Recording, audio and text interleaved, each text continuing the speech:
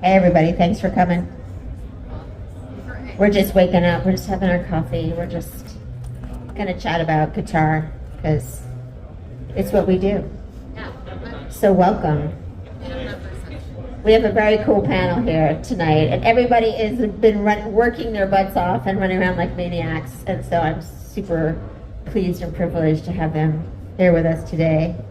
My name is Laura Whitmore. I am Senior Vice President of Marketing at Positive Grid, and also the founder and co-producer of the She Rocks Awards, which is tonight at the Hilton Hotel. If you want to come, there's still some tickets. There's still a few tickets.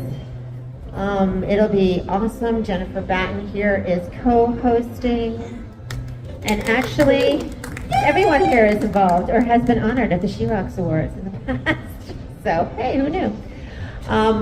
Anyway, we're gonna kick things off, and I'm gonna try to save some time for some questions at the end. So if you guys have some questions, think about them, and we'll get to that in a little bit.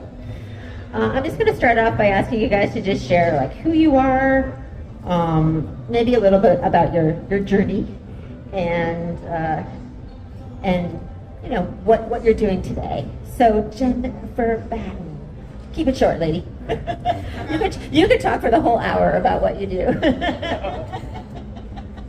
I started playing guitar when I was 8 years old. Fast forward, went to Musicians Institute, third class ever when it was very small, 60 students total. Now it's how many thousands. women were in your class? I was the only woman in the class, which was quite shocking on day one. But I could use the bathroom to rehearse in because nobody came in. A perk. 10 years with Michael Jackson, 3 years with Jeff Beck, and I've been gathering frequent flyer miles ever since. And still out there touring and playing and teaching and doing everything, right? Yeah, doing clinics, workshops, playing with a lot of different bands, usually in any country but this one. The U.S. is a tough market. Yeah. I play in Portland in the summer. I have a cover band that I do not want to miss the July and August in Portland.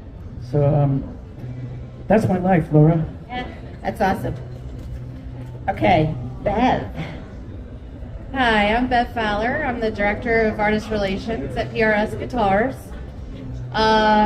Been there 23 years. It's my 33rd NAMM show.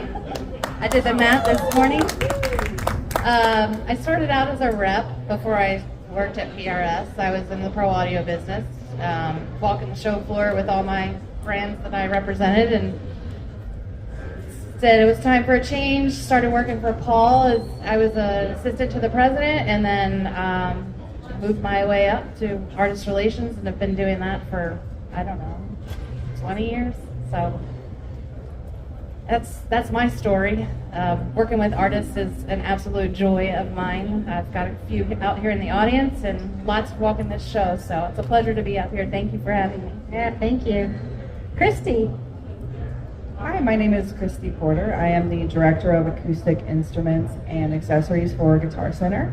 I started my career 23 years ago in the store, in the Oxnard store, and quickly moved up to be the assistant manager at the store, and I was in the store for 4 years, and then I actually started at the corporate office as the assistant category manager for accessories, and continued to just get promoted and grow, and I have been a director in several categories for over 10 years, and I've been the first female in several of the roles I've had.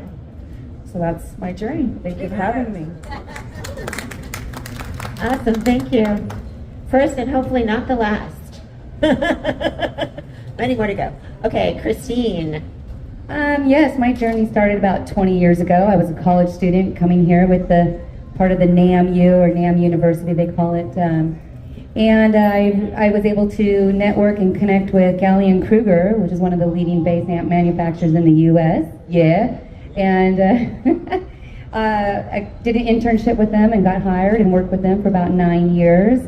And then things changed for me, and I started a business at home doing just a small backline company for local artists and local shows and small events. And then since 2014, I started volunteering for the She-Rock Awards. And now I'm their front of house production manager. So I graduated. And I currently work for Venus Guitars. So it's a new guitar line, and I'll tell you a little more about that later. Yeah. Great, thank you, everybody. So let's just start off with, the state of the state. So how do you feel? Have opportunities for women grown? What do you see happening now? Is there progress? What still needs to improve? I'm going to start with you, Jennifer, because you're like out there in the trenches. Like, what do you see? A lot of people say I'm out there. Oh, that too. Right now, there has never been a better time for women in music. Back in my day, when I started, it was hard to come by. There was Lita Ford, Joan Jett, who were both in the Runaways. The group Fanny in the 60s, and it was like 1% or less of all the musicians that were out there. And when I started trying to get work, it was really, really difficult to get an audition. And in fact, I did one audition. My dad gave me enough money to survive for a few months when I moved to LA from San Diego, and my money was going away quickly. And I had one last audition before I had to get a day job. And I worked my ass off, and after the audition, the leader of the band said, "Yeah, that was really good, but we always have trouble with chicks." And then 6 months later, I was in Michael Jackson's band. So thanks to people like Michael Jackson and Jeff Beck, who were open to having a female in the band, it's just opened up everything. And now you look at ads and we're looking for a female. Where were you in 1982? All of a sudden it's really popular. So there's absolutely no excuse for females to not excel right now.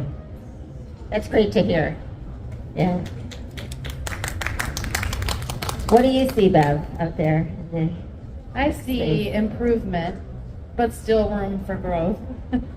I think organizations like She Rocks and Women's International Music Network are helping to amplify women.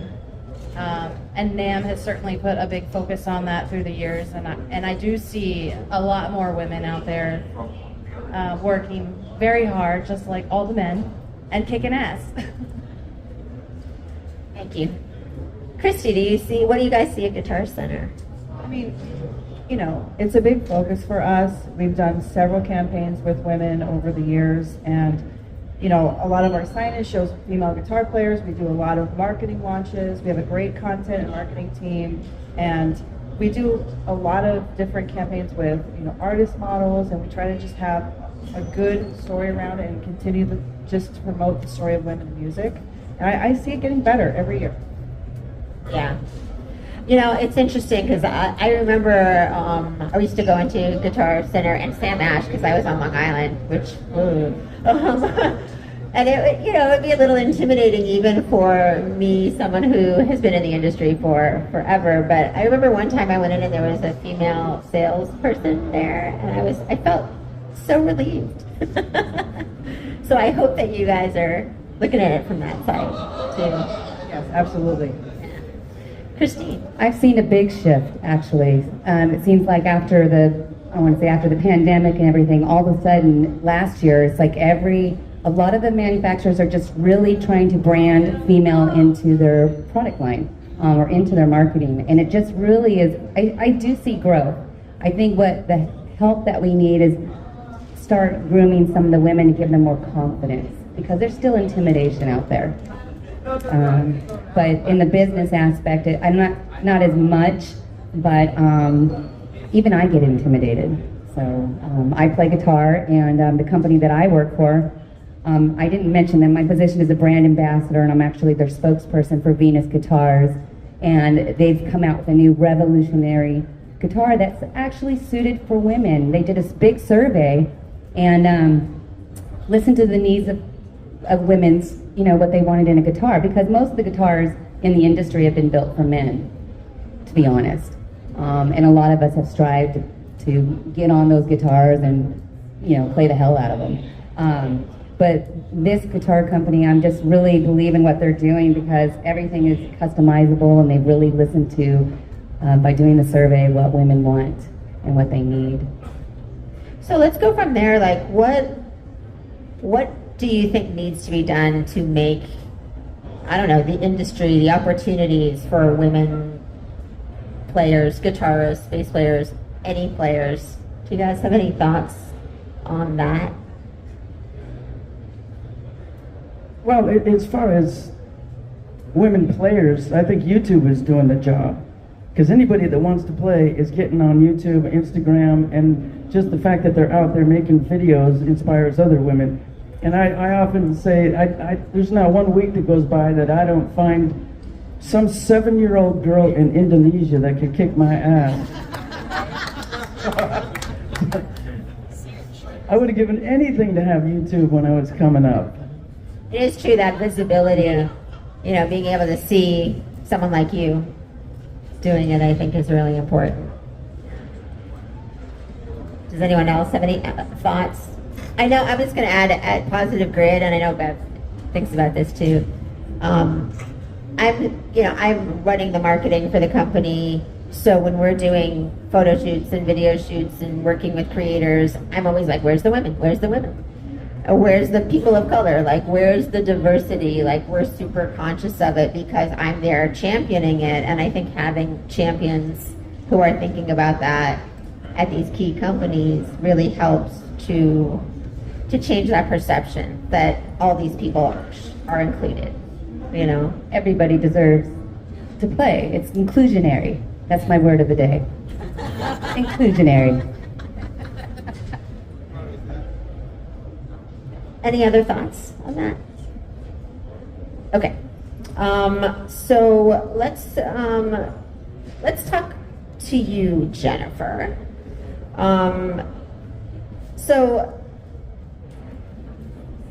Do you think the perception of female guitarists has changed? Do you think that they're perceived as equal? Women have a long way to go for equality, especially this year.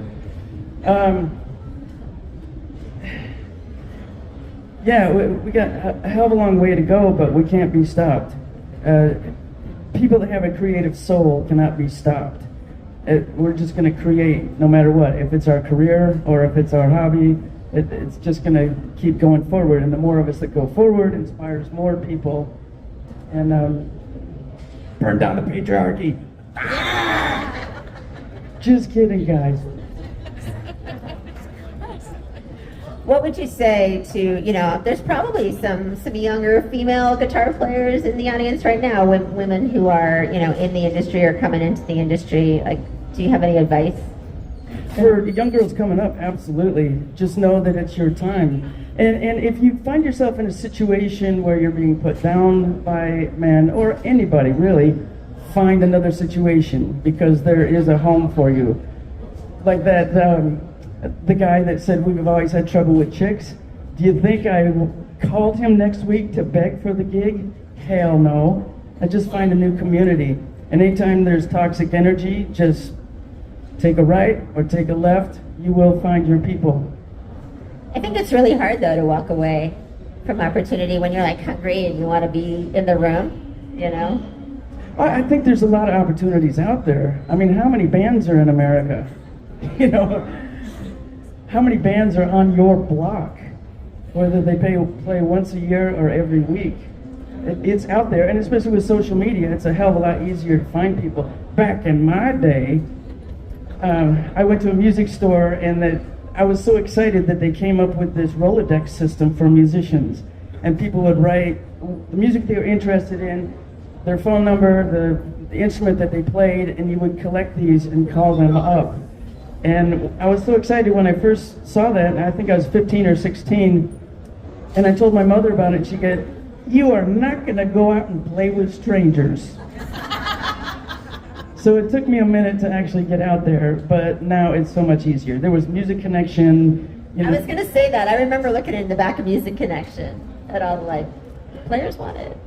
Well, and then fast forward, Music Connection, people would send in cassettes. So you could actually go to their office and spend all day listening to other players. And that's how I got my first band in LA. That's so interesting. Blast from the past. Hey Bev, why don't you talk a bit about what PRS is doing to work with female artists? And I know that that's a focus for you guys. It is a big focus for PRS and myself. And when I started in artist relations, our roster was predominantly male. And that, for me, being the director of the team, it was like my big goal was, let's change this. We got to bring more females into the world in my roster personally, because I believe in you and it's important, and I'm very conscious of the equality, the balance, how many females I've got on my roster, what can I do to amplify them, and I'm always looking for opportunities for my female artist endorsers. She Rocks has been a great place for me to expose new artists. We had a band a couple years ago. Was it 2 years ago? The Beaches? Or 3? I don't know. Time flies. Might be 3.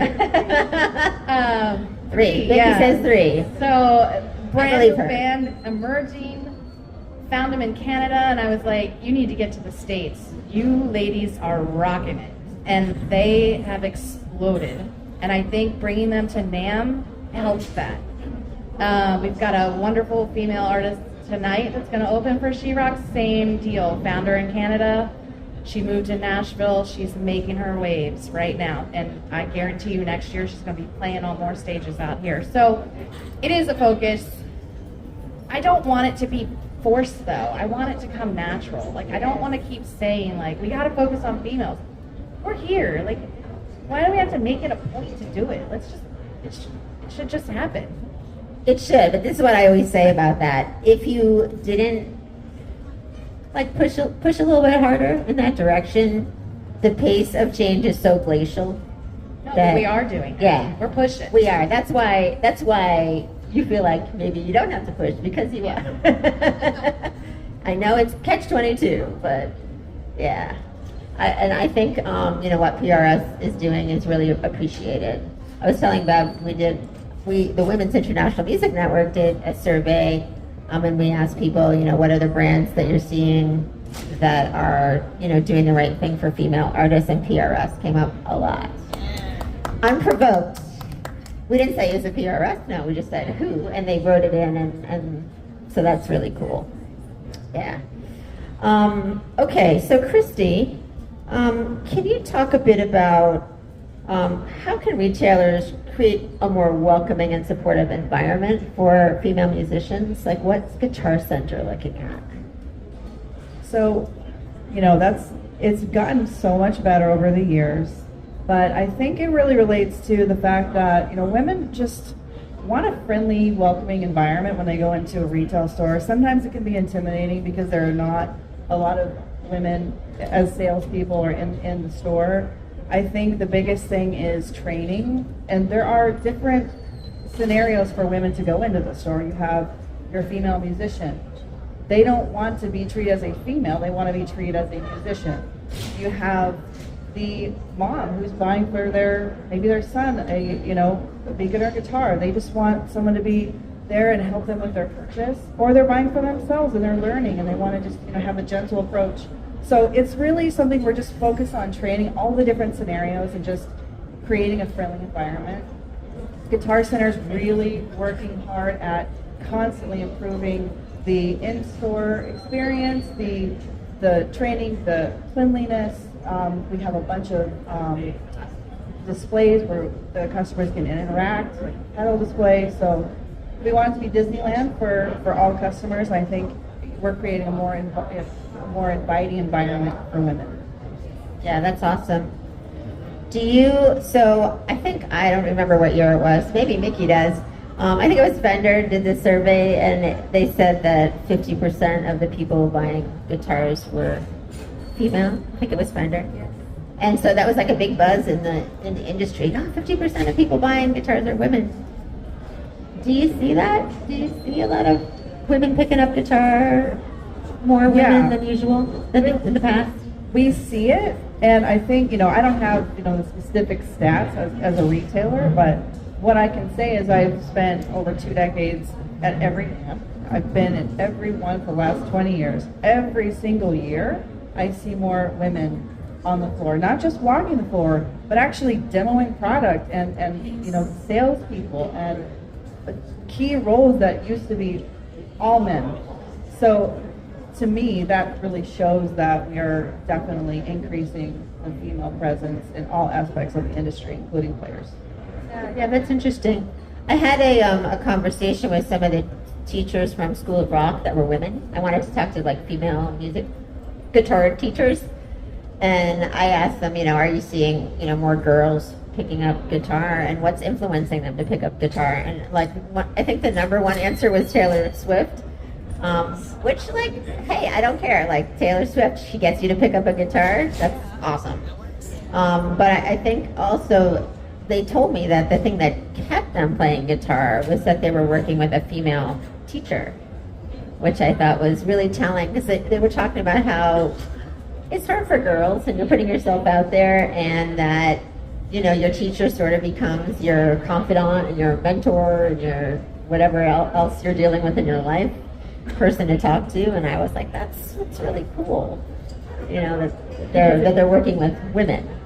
Yeah, it's true though, because there's still that intimidation factor, and my guitar instructor is here at the show. His name is Clancy Farrell, and he owns Clancy Music, and he came to the Venus booth, and Ron's standing there, and all of a sudden he just starts tearing it up. I'm not Jennifer Batten, and I was just like, I'm such a bad student, because I am intimidated by him. He went to MI at the same time as you as well, by the way. But yeah, it's I'm more prone now. I'm used to it. Now I'm ready. I'm okay. I'm more confident, and I can go get lessons from a man and not feel maybe a little intimidated, but not like I was when I first started. Women lift each other up. There's just something about it. It's we're calm a little bit. We have a different men gel. Like, there's a lot of men bands out there, and there's female bands. You see co-ed bands, but it's more like it depends on the genre, I guess, too. So, but still, going back to women just build each other up, and it's just more accepted. And I just think there's this kinetic energy, telepathic thing that just starts to happen for female musicians. So. Yeah, I think too, this is what I always say. It's like, okay, we're all women in the industry. If we can open a door for somebody behind us and pull them up and inspire them and make them be like, yeah, you belong here. Yeah, it's being an advocate for them. Yeah, I think that's an important role for everybody probably in this room, no matter what level you're at. Christine, do you want to talk a little bit more about Venus and why this company kind of? Well, the owner, the builder, he started this project actually about 3 years ago and started researching and wanted to, he was retiring from his long job. I'll just say he retired from Mitsubishi, and I call this his retirement project. So Ron Deneau, amazing, inspiring, loves music, loves guitars, and he has a daughter that plays as well. And he started kind of listening to, he met this woman, and she was kind of having some issues with her guitar, and she started kind of telling him what she needed, like a shorter scale. She had shorter arms, she had smaller fingers. The weight, us women, sometimes it's a little too heavy on the shoulder for us because we're built differently. We're not built like men. And so he designed these guitars. They're super lightweight. They're very curvaceous. It's ergonomically designed perfectly for, let's say, I pretty much anybody. We had plenty of men coming to play the guitars, by the way. It's been incredible, the response. How do they feel about that? If it's a guitar that's made for women, how do the guys They feel? love them. We didn't say it like that. We told them, okay, this is designed for women in mind. It's more curvaceous. It's got room for the girls, It doesn't get in the way. It's light. It's balanced. They loved the shorter scale neck. They couldn't believe that it was still 22 frets. They couldn't believe the weight. They couldn't believe the sound, the tone, the quality of the guitar. has the double humbuckers in it. I mean, that's just that's for me anyway. So That's interesting. Yeah. Do you find that, like, you have signature guitars with female players? Do guys buy those? Absolutely. They're just as comfortable, if not better. Yeah. Yes, that's what they were saying. I would play this all day. And the guitars, the appearance of the guitars, they're not so feminine looking. They're not overly masculine either. They're just perfect. They're just right. They speak for themselves, honestly. Well, I also find a lot of my male artists are looking for the pinks and the purples and like, all right. Yeah, that's what we did. We added some aesthetic stuff so we can actually, swap out the pick guard. It's really cool. Goes with your outfit. There's a lot of the amulets, which I'm wearing. I'm wearing one. You can do that. They're on the guitar as well. They're not plastic. They're actual metal with magnets. So That's cool. Okay. sales pitch. Sorry, girls. Yeah. Well, it's nice to see, new companies, current companies focusing on what kinds of gear will inspire players and keep them playing. Well, I think not only the gear, but the musicians. I mean, how many look up to you? You were so influential. Stop, tell me more. But seriously, the more we have out there, the more females are going to want to play. I hear it all the time. I want to play what she's playing. Yes. Laurie Basilio, Neely Brosh. There are some monsters out there. Do you get women coming up to you at shows saying, "Hey, you inspired me to pick up a guitar"? I do, Yeah. and I love hearing that because I think being able to inspire another person is like a very lofty goal. Because I know how I feel when somebody inspires me. It's like, wow, that can fire you up for months. I think people don't realize, you mean so much to them, but it means something to you, too, right? Yeah. Got to give them my Venmo. That's right. I love what Jennifer does because she's really, she does give back to her community because she's from there, that area in Portland. And then how we did during the lockdown, I actually signed up for one of her guitar symposium courses, and that was amazing. Had Gretchen Menn on there. Oh gosh, it was just really fun. But if you're genuine, you're down to earth, and it's really cool. Yeah. With everybody, and it's not as intimidating because you're an amazing player. And some people strive for it, some people are born naturally with it. I wanted to ask you, Christine, you work with or you went to, I forget which one, the Rock and Roll Fantasy Kit, Yes, right? And yes. they have some for women now, right? Oh, So wait, I want to know, was the experience different, going to one of those that's all female focused than going to a mixed gender? yeah, it was a little hormonal. It was. No, because the first camp I got signed up in 2020, my husband just threw me into Deep Purple camp, and that was a co-ed camp. I had no idea what I was getting into. I had to hold on and ride, and I improved from that. It lit a fire, and I'm like, okay, maybe I can do it. I'm normally an acoustic player, and I've been playing electric since. And then the first women's rock camp came about. Yeah, and that had Nancy Wilson and Melissa Etheridge. Orianthi was there, and there was at least 50 women. I think it was 9 bands we had. One of my other guitar players was here that was in my band.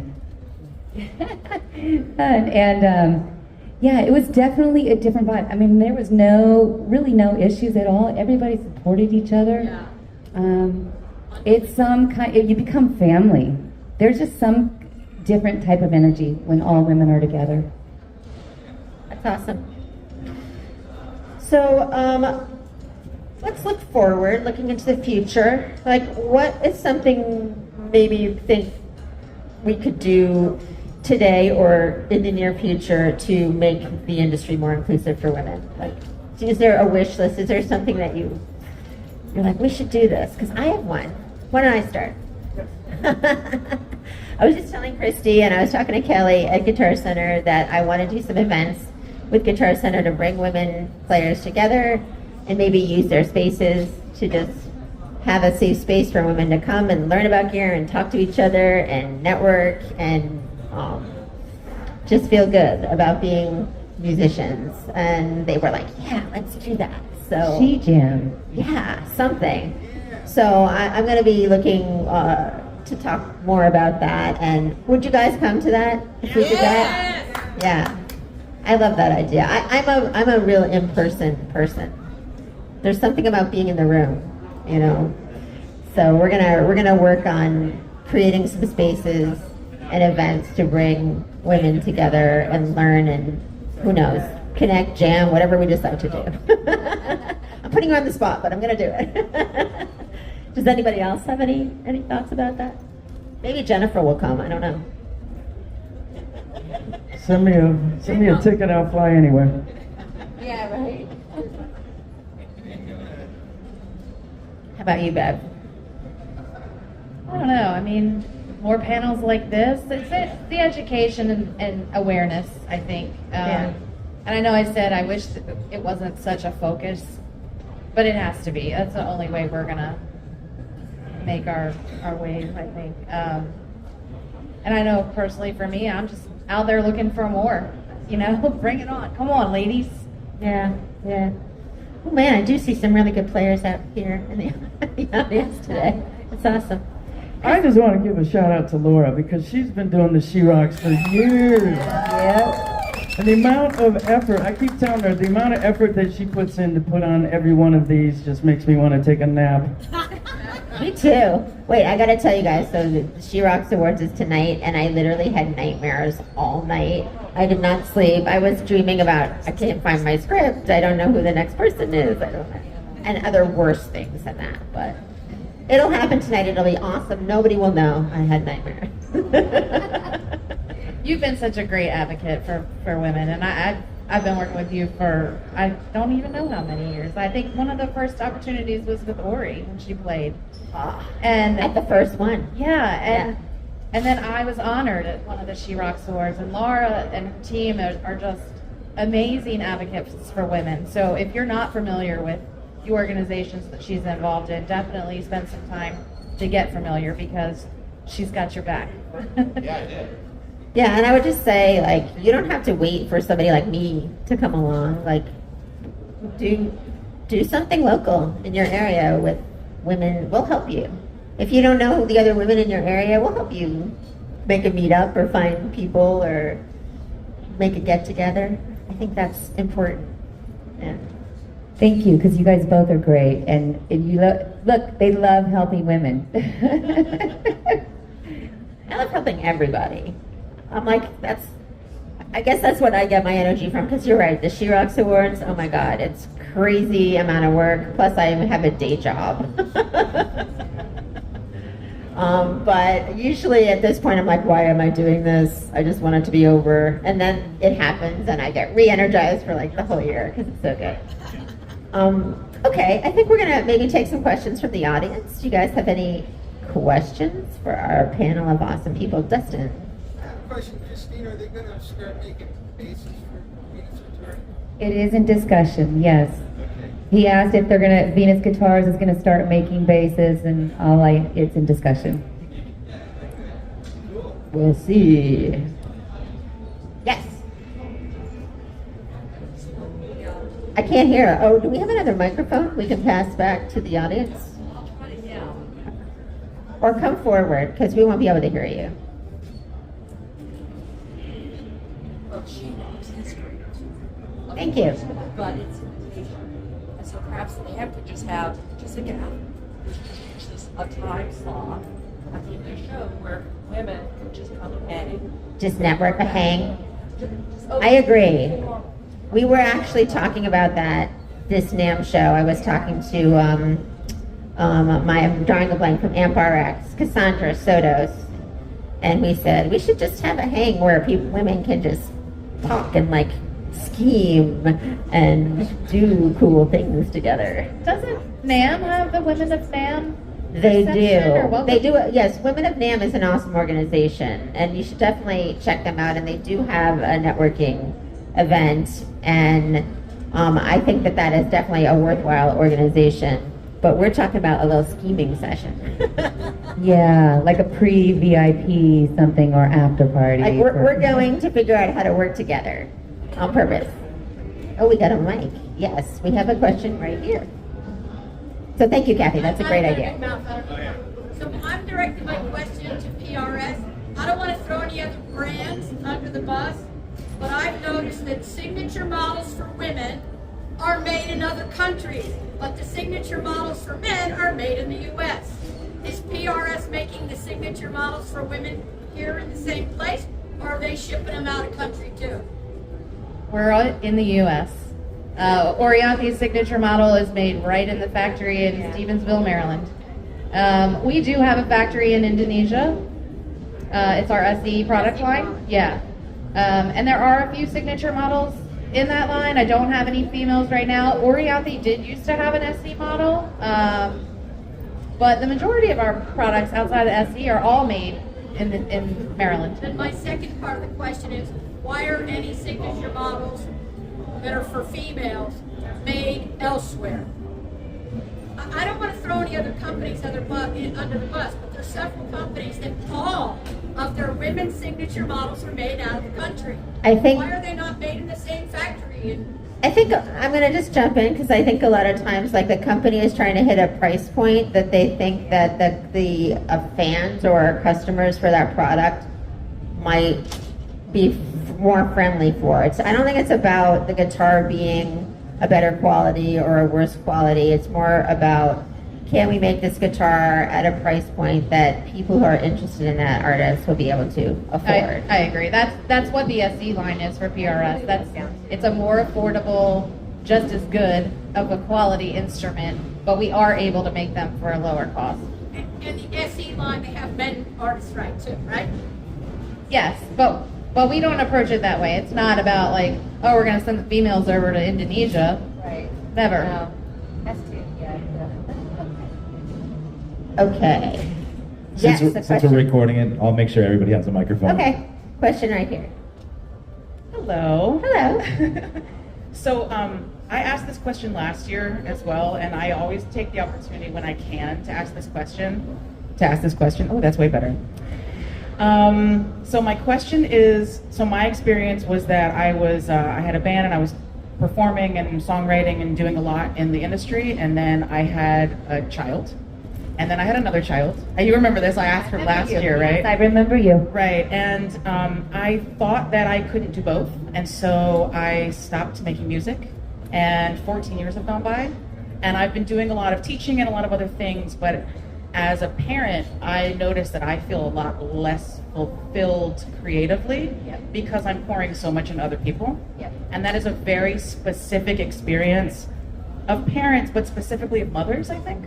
And so I started a podcast, Creative Parenting Conversations, on Spotify, just to have the conversations. But I also just ask the question everywhere I can to say, like, have you had that experience? Has anyone on the panel had the experience of trying to balance, being in music and raising a family? If you haven't, have you seen that? Have you, worked with people who have, and kind of what choices they made? What have they done? So that's my question. Do you guys have any thoughts on that? Because I do. We do. Go ahead, Deb. Absolutely. I just called my family this morning to apologize to them and thank them for putting up with my long hours for the last, I don't even know how many months, but I literally have not seen my family for 2 weeks. I mean, I've worked 16-hour days trying to get ready for our 40th anniversary event, and I woke up this morning and I was like, I need to say thanks to my husband and my kids for hanging in there with me. And I'm like, Mom's coming home, and they're all grown up now, but I did NAMM when they were infants. I have a daughter who has health issues, and it's really hard to juggle it, but that's where that strength comes in that us women have. And you just got to keep pushing through and finding the balance, and it's not easy. I would say I had that feeling that you have. Like, at one point in my career, I decided to go get my master's degree. And before that, I had been really active in bands and stuff like that. And while I was getting my master's degree, I got pregnant.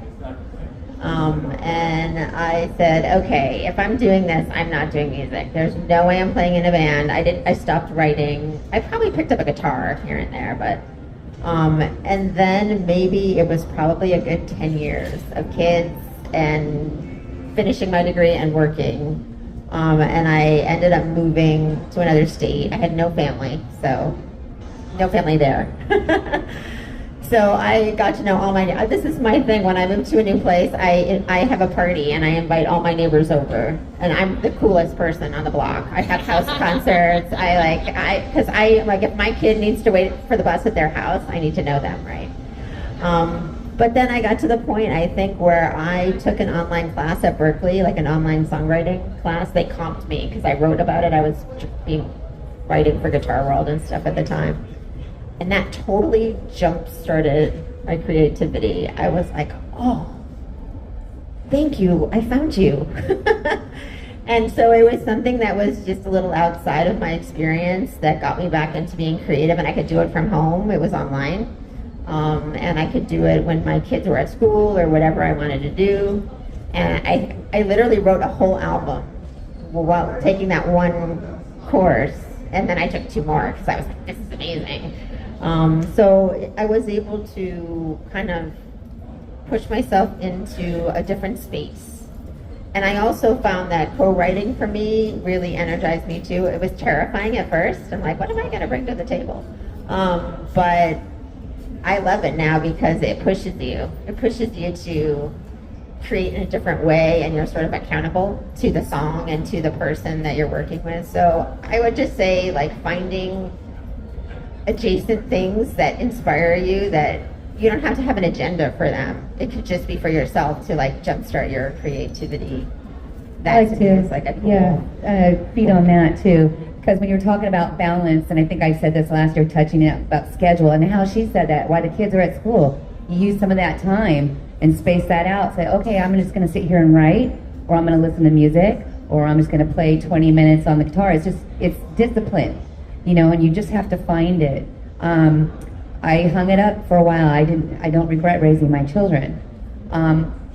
It's kind of bittersweet, because there is that, you got to be careful not to get resentful about it.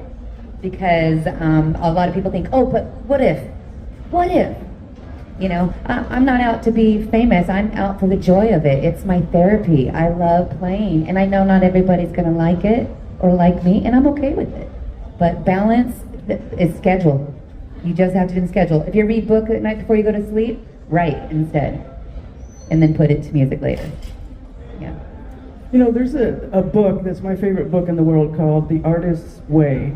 And I used to buy it by the dozen and give away copies because it's so powerful. I think every creative human should read it every couple of years because you forget. And she talks in there about not necessarily stopping music because you have kids, but you might get out of it because of parental pressures, get a real job, and then you get caught up in your job. But if you have a creative soul, that's not going to change. It's always going to be gurgling up in the background, and you're going to be dissatisfied unless you feed it. Yeah. And sometimes you might be 50 years old, 60s, 75 years old before you get back to it, but you need to get back to it, or you're going to be missing something big in your life. Absolutely. I would say too, even now, I've been so busy that I haven't been playing any music or writing any music, probably for like a year. And I literally, right before I came here, I thought, okay, I need to change something because I don't want 5 years to go by and I haven't written a song. I'm getting emotional. But I think that's that feeling, like you're so exhausted that you have no energy to be creative. I think that's the thing that it's like I would literally go to therapy for that, to figure it out, because it's important. And your kids aren't there saying, hey mom, don't write a song, I need you to play with me.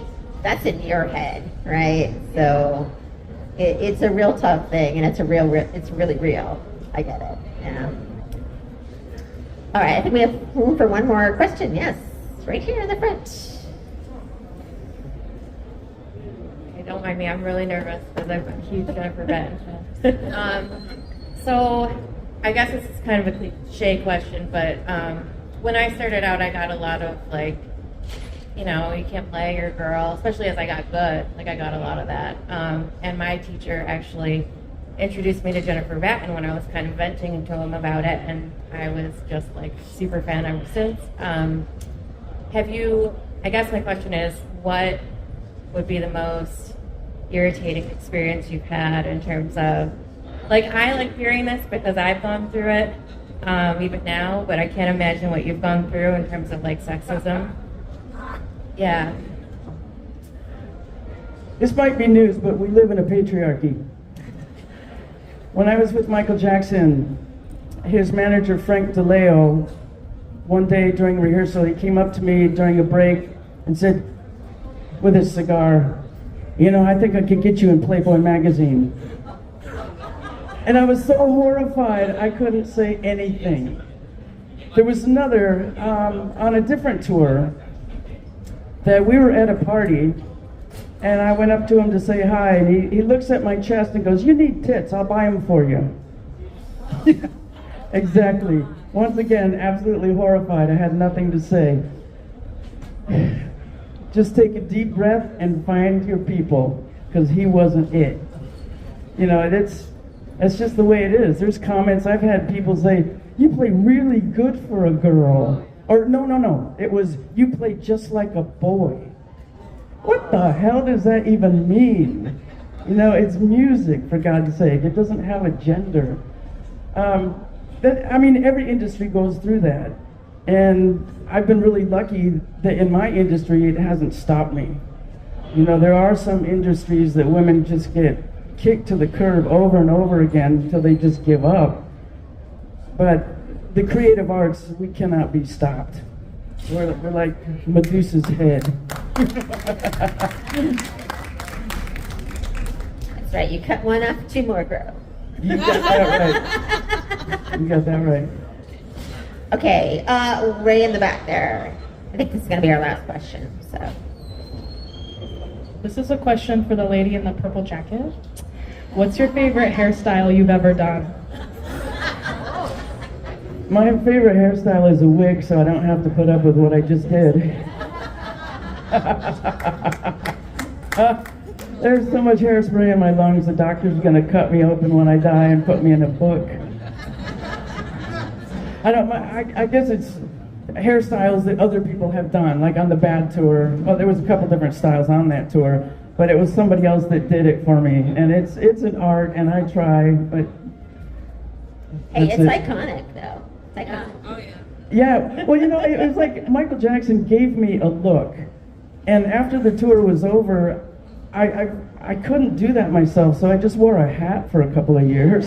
You're like, oh no, now what do I do? Yeah. Okay, well, does anyone else have any final comments that they'd like to share? You know, just stand up. If you're at a booth and you feel like you're kind of being shunned because you're a female and you want to play the guitar or just hear the tone, don't be afraid, just do it. You know, be nice about it, of course. This happened to me this morning. I'm not going to give any names, but it happened this morning as I was walking around demonstrating the guitar and choosing other amps, different amp companies, and I waited, and we waited. It was the longest 5 minutes.